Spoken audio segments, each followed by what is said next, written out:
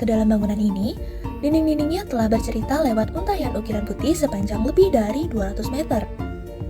Namun, begitu melangkah ke dalam, pandanganmu akan langsung dibenturkan oleh kemegahan marmer bersih, sorotan spotlight modern, dan patung perunggu raksasa. Hingga muncul sebuah pertanyaan, apakah ini masih Bali? Ataukah ia telah menjelma menjadi sesuatu yang baru?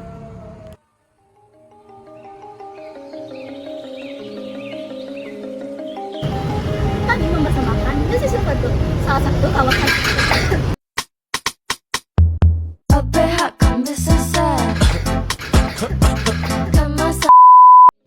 Kami mempersembahkan UC Silvergold, salah satu kawasan wisata terpadu di Batu Bulan, Gianyar.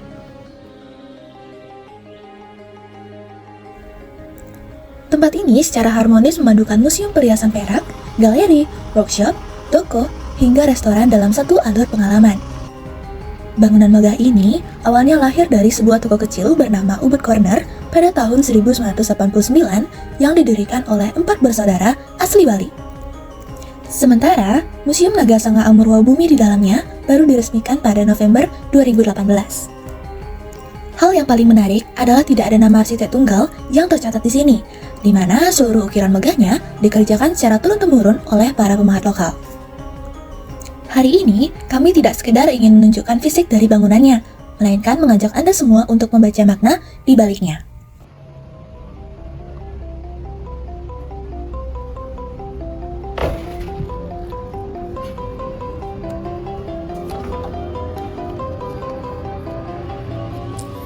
Mari kita mulai dari bagaimana ruang ini bekerja. Saat memasuki museum ini, absen tembok pengarahnya tidak membuat kita tersesat. Sebab kita tetap dituntun untuk bergerak lurus. Fenomena ini merupakan pola linear dalam tindakan yang mana Ching menyebutnya sebagai susunan visual untuk menggantikan sekat fisik. Keberadaan titik fokus di tengah ruang berfungsi sebagai anchor, memikat mata dan langkah kaki untuk mengikutinya secara alami. Namun, di titik inilah jejak Bali yang sesungguhnya menyeruak, di mana adanya sanggah atau area sembahyang membuktikan bahwa orientasi kosmologis Kajak Kelot masih dijunjung tinggi. Di sisi lain, pembagian area publik, semi-publik, dan private staff dikelompokkan berdasarkan fungsi, sehingga menciptakan adaptasi yang lebih fleksibel dari konsep Trimandala. Satu hal yang absen dalam bentuk tradisionalnya adalah natah. Ruang terbuka yang dahulu sakral itu sekarang bertransformasi menjadi area parkir. Secara fisik, ia memang menyerupai natah, tetapi fungsinya telah sepenuhnya berpindah. Ini bukanlah sebuah cacat desain, melainkan wujud nyata dari sebuah adaptasi. 3 bidang utama pembentuk ruang yang meliputi lantai, dinding, serta langit-langit masing-masing menyimpan narasi tersendiri. Pada bagian lantai, penggunaan marmer krem poles tinggi menggantikan batu paras tradisional Bali, namun tetap mampu menghadirkan kesan yang hangat. Mukanya yang reflektif turut membantu distribusi cahaya spotlight, sehingga secara efektif mendukung fungsi pamer museum dengan pendekatan modern. Pada dinding eksterior, terdapat ukiran 3 dimensi sepanjang kurang lebih 200 meter yang menampilkan motif barong dan pepatran di puncak gerbang. Ornamen ini bukanlah sekedar dekorasi, karena menurut Prijotomo, ornamen Nusantara merupakan sistem komunikasi visual yang mengkodekan nilai kosmologis dan spiritual. Sebaliknya, dinding bagian dalam justru dibuat netral dan polos, dengan tujuan agar karya seni yang dipamerkan tetap menjadi protagonis utama. Keunikan lain terlihat pada plafonnya yang berbentuk kubah radial, yang dimana balok putih modern membentuk strukturnya. Sementara, isian diantaranya menggunakan kayu gelap pami yang menciptakan pertemuan dua dunia dalam satu bidang. Selanjutnya, pada bagian pintu diterapkan pintu gebyok kayu jati berukir dengan wajah kala di atasnya. Dalam tradisi Nusantara, itu bukan sekedar bukaan fisik, melainkan sebuah threshold yang berfungsi sebagai penanda peralihan dari ruang publik menuju ruang yang lebih sakral. Terakhir, bagian yang paling berkesan adalah keberadaan batu kristal impor dari Australia dan Sri Lanka yang diletakkan di atas dudukan kayu di Bali. Hal ini mencerminkan perpaduan antara benda asing dengan jiwa lokal.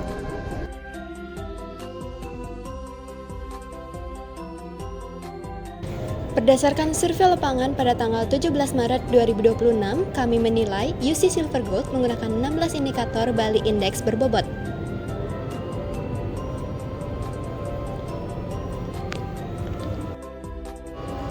Analisis ini menghasilkan skor 83,75 dari 100 yang menempatkannya pada kategori sangat kuat.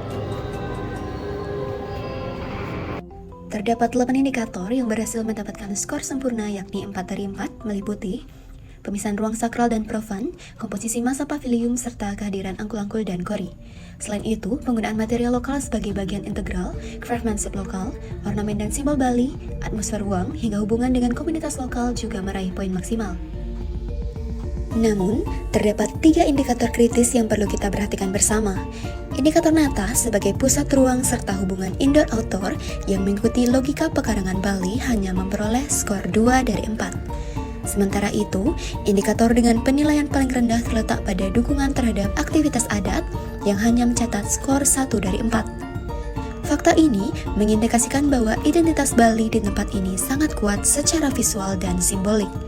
Akan tetapi, sebagai sistem ruang yang hidup dan dinamis atau sebuah sistem yang mendukung aktivitas adat seutuhnya, esensi tersebut belum sepenuhnya hadir. Bangunan ini cenderung mendekati apa yang kita sebut sebagai pseudo Bali, yaitu sebuah identitas lokal yang kuat sebagai representasi tetapi tidak sepenuhnya terwujud sebagai praktik ruang.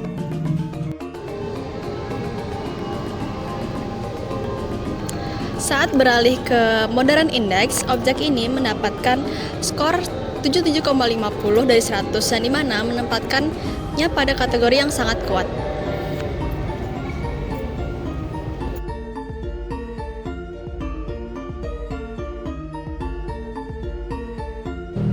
Nilai tinggi ini didukung oleh penggunaan teknologi bangunan modern seperti AC, pencahayaan, dan ventilasi buatan, bentuk geometris sederhana, tampilan kontemporer, serta kenyamanan yang mendukung gaya hidup modern. Menariknya, indikator ornamen diminimalkan, mendapatkan skor rendah karena ruang-ruangnya justru dipenuhi dekorasi Bali. Disinilah unsur tradisional dan modern saling bertemu. Sementara itu, integrasi museum, workshop, toko, dan restoran dalam satu masa bangunan menunjukkan bahwa perencanaan ruang yang rasional, efisien, dan adaptif terhadap kebutuhan wisata kontemporer. Dengan capaian Bali Index sebesar 83,75 dan Modern Index sebesar 77,50, kedua aspek ini terbukti sama-sama kuat. Hasil tersebut tentu bukanlah suatu kebetulan, melainkan mengukuhkan posisi UC Silver Gold yang berada tepat di dalam kategori Bali Modern Hybrid. Posisi hibrida ini bukanlah lahir dari ketidakmampuan perancang dalam memilih antara tradisi atau modernitas, melainkan merupakan sebuah pilihan desain yang disengaja serta dikelola dengan kesadaran penuh. Kenneth Frenton mengidentifikasi pendekatan semacam ini sebagai critical regionalism, yakni sebuah konsep yang menggabungkan nilai-nilai lokal dengan prinsip modern. Di UC Silver Gold, kita dapat menyaksikan teori tersebut termaterialisasi secara nyata melalui perpaduan marmer, kayu, ukiran, pencahayaan spotlight, hingga sebuah pintu gebyok tua yang berdiri megah di antara dinding putih kontemporer.